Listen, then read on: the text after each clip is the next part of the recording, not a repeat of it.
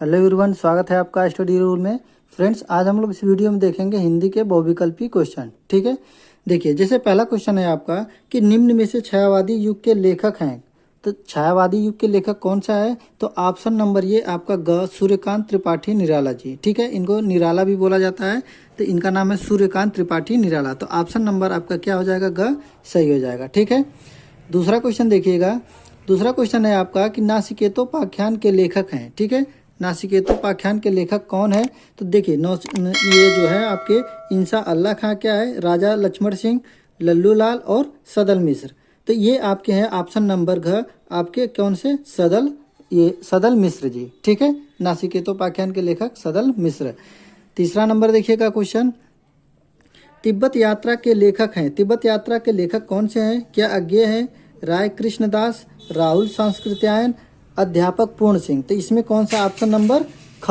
Option number ख कौन है? राहुल सांस्कृत्यायन। ठीक है, इनको घुमक्कड़ शास्त्र भी बोला जाता है।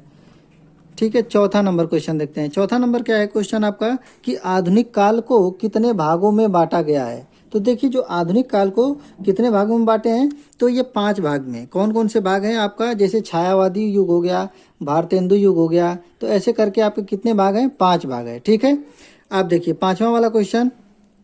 पांचवा क्वेश्चन है आपका कि रासो ग्रंथ में प्रयुक्त हुई भाषा का नाम है।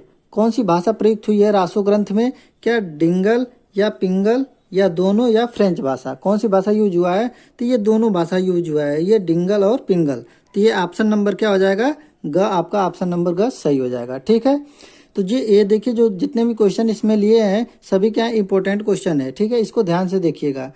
फिर है अगला क्वेश्चन आपका कि किस रस को रसराज कहा जाता है? ठीक है, किस रस को रसराज कहा जाता है? तो ये बहुत इंपॉर्टेंट क्वेश्चन है, ये हमेशा क्वेश्चन पूछा जाता है आपके बोर्ड एग्जाम में।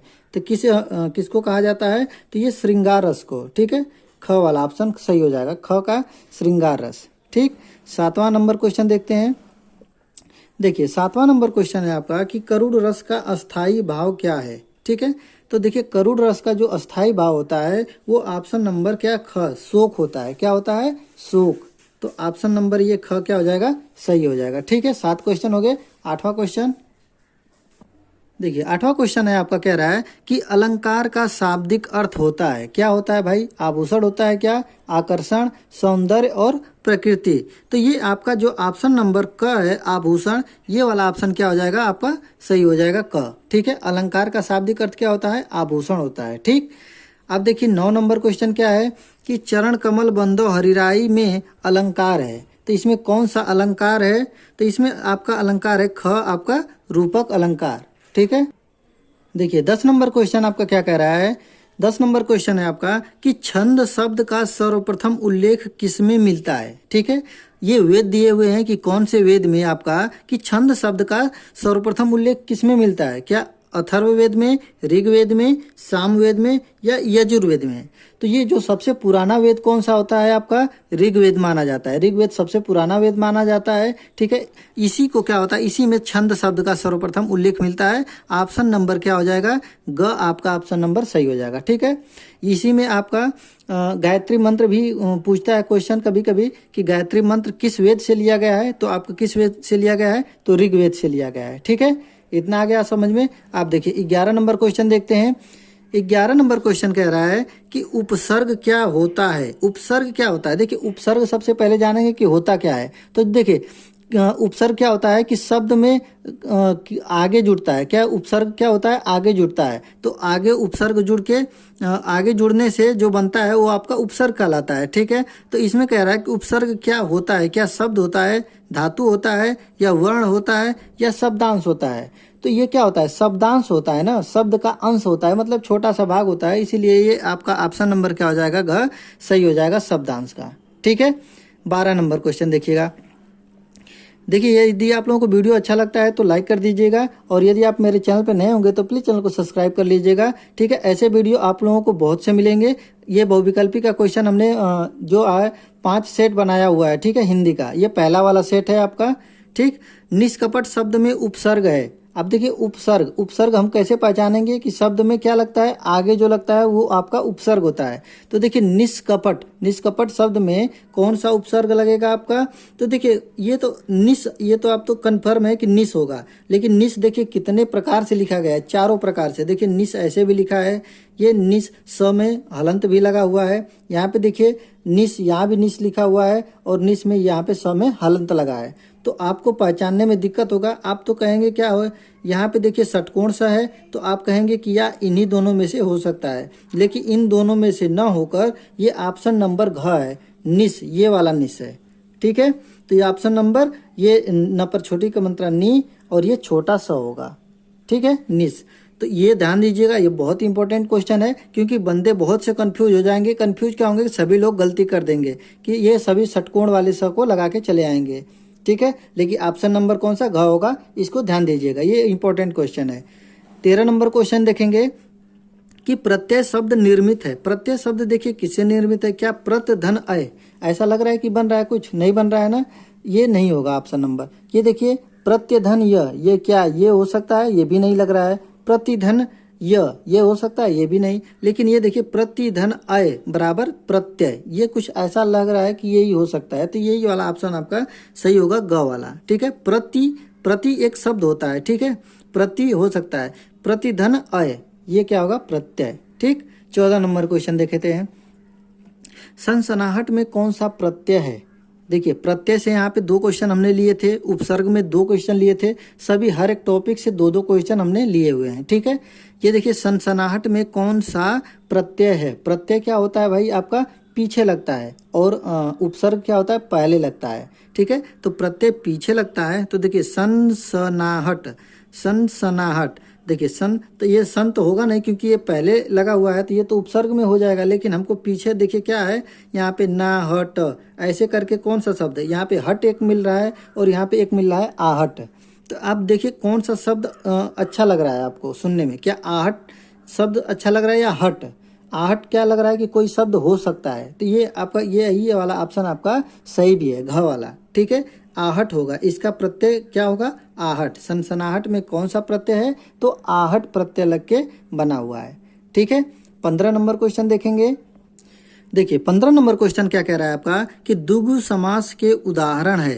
द्विगु समास, देखिए द्विगु समास में क्या होता है कि ऐसा, इसका शब्द का जो पहला उच्चारण होता है वो क्या होता है, मतलब नंबर जैसा होता है। ठीक है, अंक जैसा, जैसे क्या है, चौमासा मतलब कि यहाँ पे 4 जैसा लग रहा है, पंच मतलब कि 5 लग रहा है, नवरत्न मतलब कि 9 लग रहा है। अब ये सभी क्या है, ये सभी द्विगु समास के ही उदाहरण है, इसीलिए ऑप्शन नंबर कौन सा सही होगा, घ वाला आपका सही हो जाएगा। ठीक है, जिसका मतलब प्रथम पद क्या हो, संख्यावाची टाइप हो। ठीक है, संख्यावाचक हो, तो वे सभी आपके क्या होंगे, द्विगु समास होता है। ठीक, और द्वंद्व समास आप जानते ही होंगे कि बीच में और शब्द का लोप होता है, या कहीं कहीं लिखा रहता है हाइफन जहाँ बीच में होता है, जैसे माता पिता, ये क्या होगा आपका द्वंद्व समास होगा, माता और पिता, यदि उसका विग्रह करेंगे तो। ठीक है, 16 नंबर क्वेश्चन देखेंगे कि धान कोठी में कौन सा समास है।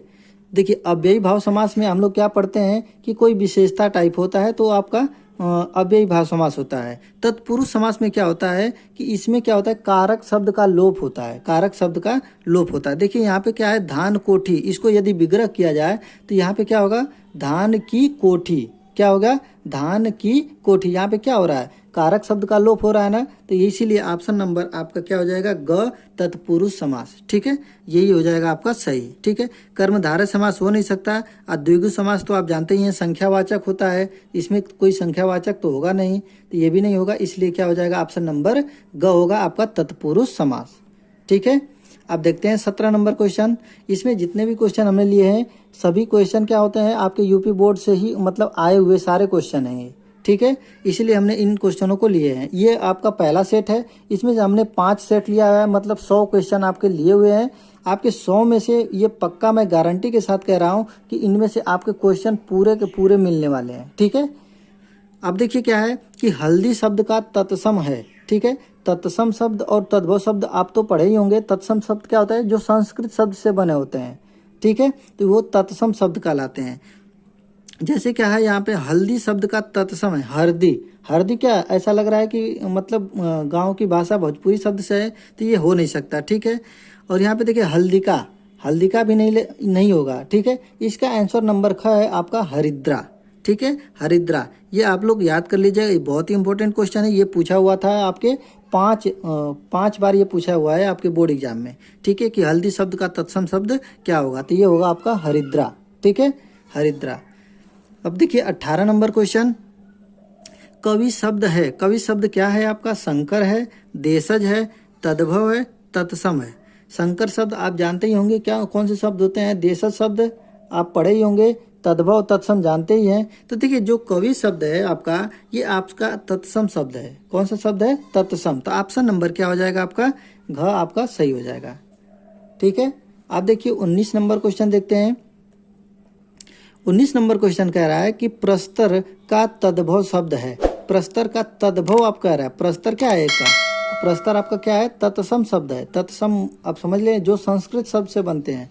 और आपका तद्भव शब्द कह रहा है कि तद्भव शब्द कौन होगा, तो देखिए जो ख ऑप्शन नंबर पत्थर होता है, पत्थर का ही क्या होता है, तत्सम शब्द प्रस्तर होता है, ठीक है। तो इसीलिए इसका तद्भव शब्द कौन सा होगा, पत्थर। ऑप्शन नंबर ख आपका सही है, ठीक है। आप देखिए 20 नंबर देखिए क्वेश्चन कि पक्षी का पर्यायवाची शब्द पर्यायवाची है, ठीक है। आप लोग इस वीडियो को देख के पहले आप लोग अनुमान लगा सकते हैं कि मेरा वाला ऑप्शन कौन सा है। और देखिए आपके 20 क्वेश्चन में से कितने क्वेश्चन आपके सही हो रहे हैं, ठीक है। तो देखिए पक्षी का पर्यायवाची शब्द है, पक्षी का पर्यायवाची शब्द क्या होगा, आप लोगों के लिए ये वाला क्वेश्चन रहेगा। आप लोग कमेंट करके बताइएगा कि कौन सा इसका ऑप्शन नंबर सही होगा, ठीक है। तो ये था आपका 20 क्वेश्चन, पहला सेट है आपका हिंदी का, ठीक है। और अगले जितने भी हमने सेट बनाए हुए हैं हिंदी का, मैं अगले हर दो दिन पे डालते रहेंगे, ठीक है। तो ये वीडियो आप लोगों को कैसा लगता है कमेंट करके बताइएगा, ठीक है। यदि आप मेरे चैनल पे नए होंगे तो प्लीज़ चैनल को सब्सक्राइब कर लीजिएगा। मिलते हैं अगले वीडियो में, तब तक के लिए जय हिंद, जय भारत।